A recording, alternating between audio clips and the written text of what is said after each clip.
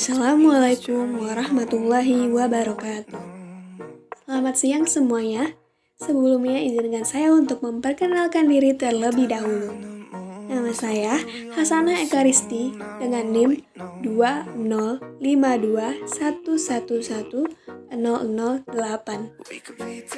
Saya merupakan mahasiswa Universitas Bangka Belitung, jurusan Agribisnis, Fakultas Pertanian, Perikanan, dan Biologi, angkatan 2021 semester 2. Hadirnya saya di sini adalah untuk menjalankan ulangan akhir semester mata kuliah kewarganegaraan dengan tema harmonisasi kewajiban dan hak warga negara. Langsung saja kita masuk ke materi yang pertama. Apa sih itu hak dan apa sih itu kewajiban? Menurut Profesor Dr. Noto Negoro, beliau mengungkapkan bahwa hak adalah sebuah kuasa untuk menerima atau melakukan suatu hal yang memang semestinya diterima ataupun dilakukan. Dalam hal ini, tidak bisa dilakukan atau diterima oleh pihak yang lain. Lalu, Profesor Dr. Noto Negoro juga menyatakan di mana kewajiban merupakan sebuah beban untuk memberikan suatu hal yang sudah semestinya diberikan oleh pihak tertentu. Dalam hal ini, tidak bisa diberikan oleh pihak yang lain dan sifatnya bisa dituntut secara paksa jika tidak dipenuhi. Kewajiban juga diartikan sebagai suatu hal yang harus dilakukan. Selanjutnya adalah hak dan kewajiban menurut Curzon. Curzon membagi hak menjadi 5 kelompok. Yang pertama adalah hak sempurna yang dapat dipaksakan melalui hukum.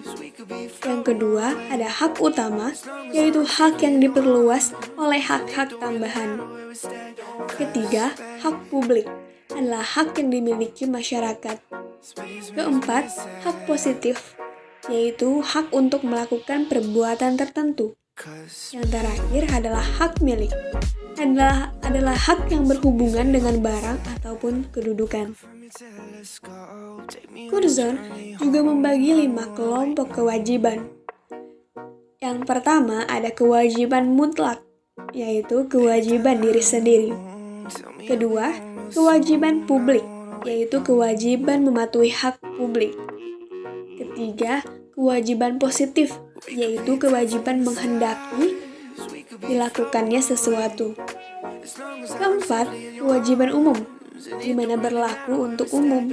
Dan yang terakhir adalah kewajiban primer, yang tidak timbul dari perbuatan melawan hukum. Lalu, menurut Surjono Sukanto membedakan hak menjadi 2 pengertian, yaitu hak searah atau relatif dan hak jamak arah atau absolut. Hak searah merupakan hak yang ada dalam hukum perjanjian. Contohnya adalah hak menagih yang artinya sudah ada perjanjian atau ikatan untuk ditagih. Sementara itu, hak jamak arah terdiri dari 4 jenis hak. Pertama, hak dalam hukum tata negara. Kedua, hak kepribadian atas tubuh dan kebebasan. Ketiga, hak kekeluargaan atas suami, orang tua, dan anak. Lalu yang keempat adalah hak cipta dan hak atas merek atau paten. Materi yang kedua mengenai kondisi harmonisasi hak dan kewajiban di Indonesia saat ini.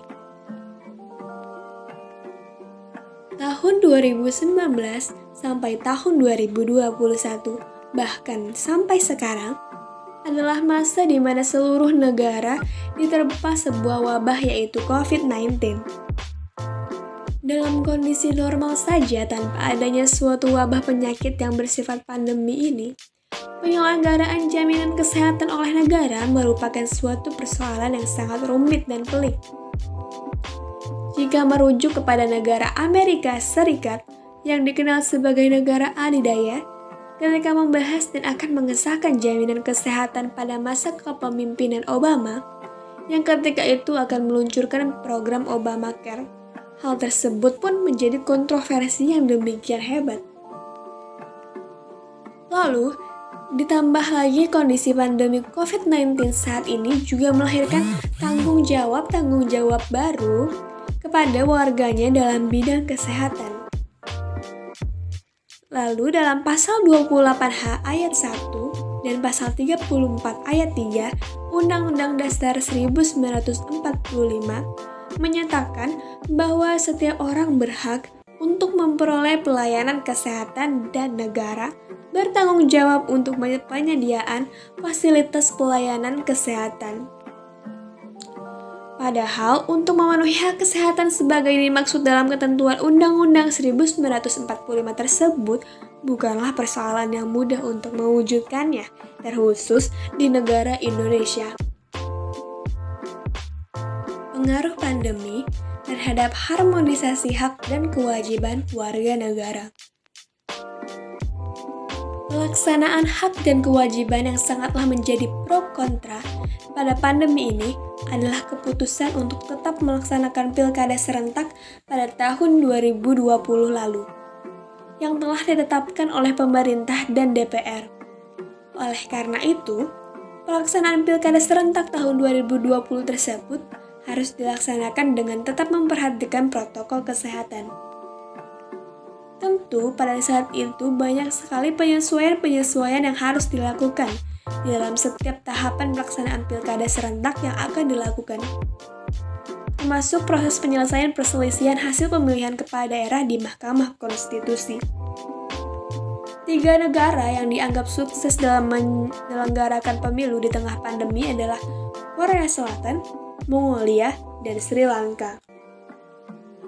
Meski contoh-contoh negara tersebut, jika mau dibandingkan dengan Indonesia yang memiliki kondisi geografis, jumlah penduduk dan pemilih, serta berbagai hal lainnya, bukanlah sebuah tandingan yang sempurna, namun pilihan-pilihan yang dihadapkan kepada kita adalah sesuatu yang memang harus diputuskan. Meski berat untuk memilihnya dan melaksanakan kewajiban kita sebagai warga negara sendiri. Namun, saya percaya jika setiap usaha yang dilakukan didasari dengan niat untuk melaksanakan pemenuhan hak-hak konstitusional setiap warga negara, serta telah bersungguh-sungguh dalam mengusahakannya, maka usai sudah kewajiban kita sebagai manusia untuk berusaha. Tentu, semua pun menyadari dan memahami bahwa setiap pilihan pasti tidak akan ada yang sempurna. Materi ketiga. Hal yang dapat dilakukan untuk mewujudkan harmonisasi hak dan kewajiban sebagai mahasiswa. Kita harus menjalankan kewajiban kita sebagai mahasiswa, yaitu berupa yang pertama, mematuhi semua peraturan atau ketentuan yang berlaku pada perguruan tinggi. Kedua, ikut memelihara sarana dan prasarana serta kebersihan, ketertiban dan keamanan lingkungan kampus. Ketiga, ikut menanggung biaya penyelenggaraan pendidikan, kecuali bagi mahasiswa yang dibebaskan dari kewajiban tersebut. 4. Menghargai ilmu pengetahuan teknologi dan ataupun kesenian. 5. Menjaga kewibawaan dan nama baik perguruan tinggi. Keenam, menjunjung tinggi kebudayaan nasional sebagai rasa cinta tanah air. Lalu, barulah kita bisa menuntut hak kita sebagai mahasiswa, yaitu pertama, menggunakan kebebasan akademik secara bertanggung jawab untuk menuntut dan mengkaji ilmu sesuai dengan norma dan susila yang berlaku dalam lingkungan akademik. Kedua, memperoleh pengajaran sebaik-baiknya dan layanan bidang akademika sesuai dengan minat, bakat, kegemaran, dan kemampuan. Ketiga, memanfaatkan fasilitas perguruan tinggi dalam rangka kelancaran proses belajar. Keempat, mendapat bimbingan dari dosen yang bertanggung jawab atas program studi yang diikuti dalam penyelesaian studi. Kelima, memperoleh pelayanan informasi yang berkaitan dengan program studi yang diikuti serta hasil belajar. Keenam, menyelesaikan studi lebih awal dari jadwal yang ditetapkan sesuai dengan persyaratan yang berlaku. Kesimpulan yang dapat diambil pada kesempatan kali ini, di mana hak adalah kuasa untuk menerima ataupun melakukan sesuatu yang mestinya kita terima.